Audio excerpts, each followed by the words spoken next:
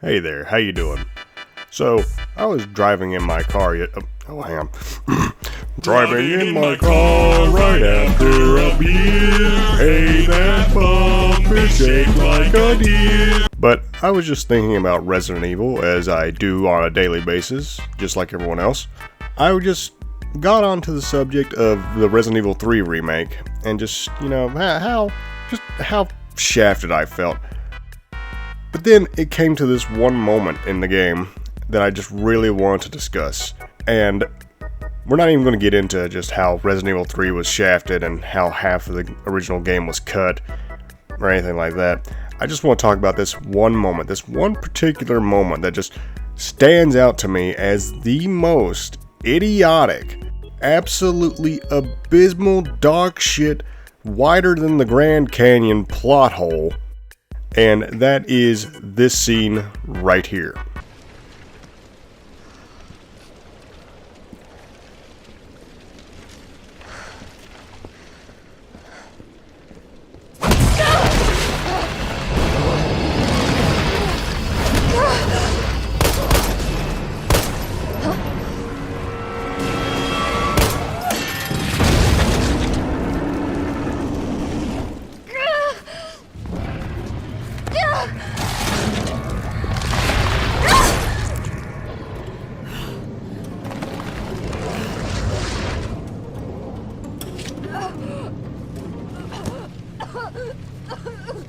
Okay, for those 5 of you that don't know, this is when Jill is infected with the T-virus from the Nemesis, and she passes out. So you may be wondering, what's my problem with this scene? It's kind of just like what happens in the original. Jill passes out in the original as well.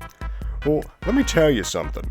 In the original, Jill passes out after her fight with Nemesis, after she sees him walk away into the fire, and then he passes out as well. Considering the fact that half of his face just got blown up, he got riddled with bullets and magnum rounds, and then he just decided to limp away into a fire in which he face planted. So yeah, after all that, I think it'd be fair to assume that you could afford a little nappy. But anyway, back to the remake. My main problem with this is that, Nemesis, his whole reason for being is to kill STARS members, and there were only 2, and one of them is already dead. So why does Nemesis not just finish her off here? Seriously, she is unconscious. She is on the other side of this gate, which some people may think, oh well, Nemesis wouldn't be able to get over there. He was literally running on vertical walls, on 90-degree walls, like a goddamn Kirby boss, not 10 minutes ago. So you're telling me he couldn't climb over this building onto the other side and fucking just, curb stomp her or something? Now, I know there have been other instances in this game where Nemesis could have easily killed Jill, but I mean, this one is just the most egregious. There is absolutely no reason for the Nemesis to just leave. He just leaves. What does he do? Does he just assume that she's dead? Is he like a fucking bear? Like, if she pretends to be dead, then he'll think that she's dead? No. Okay, let's say for a moment that the Nemesis sees her pass out, and maybe he assumes that the T-virus is just going to kill her. Which, 1, why would he assume that? And 2, would he even care?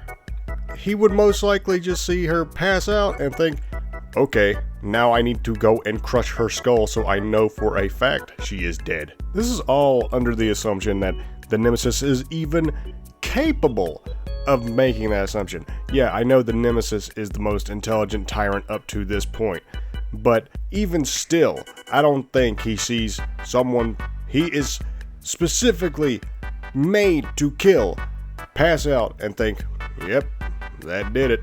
Like, this is the equivalent of a goddamn old-fashioned mustache-twirling villain doing his monologue to the hero after he captures them or something. Like, is Nemesis just on the other side of this gate like, Jill Valentine, you have been infected with the T-Virus, your greatest fear has come to reality. And now that you are unconscious, you are at my complete mercy. And I could easily climb over this building and crush your fragile skull. But I think I shall let the T-Virus destroy you from the inside so you can see yourself die. And now I'm going to go do nothing of particular interest for the next 13 hours. And then, again, he just leaves. He leaves. Where does he go? What does he do? Is he fucking back at the toy store trying to find his favorite Tamagotchi or some shit? Or is he just, like, in the courtyard just sitting there, like, just out of shot of the gate from Carlos when he shows up? He's like, well, I guess I'm just gonna sit here and wait to get blown up. But then, later on, he shows up in the nest too, like he was always chasing after her. Why would he assume that she's still alive, if he assumed at all? Did he just happen to run into her in the nest too? Oh my god, Nest 2, that's such a stupid name. Nest 2, that's so dumb. And Nest 2, change your name, please. It's stupid, okay? Dead Factory, try that. Nest 2, oh, watch out for Nest 2. Actually, Heavy, the Nest 2 is the official name of the facility. The Dead Factory was the nickname given to it by the fans. Shut the fuck up, nerd. Also, what's even more asinine about this is that this all happens after Nemesis mutates. I mean, I don't know if it's supposed to be one-to-one to the original, where after he mutates the first time, that, you know, his power inhibitor or whatever is messed up and that he doesn't receive direct instructions from Umbrella anymore. But I would assume that would be the case considering he's a fucking dog now. But I just want to understand the developers. So you're telling me that the most powerful, most intelligent, most deadly BOW you have produced to date is simply dissuaded from killing his target from a wooden gate that he could climb over. That's all I had.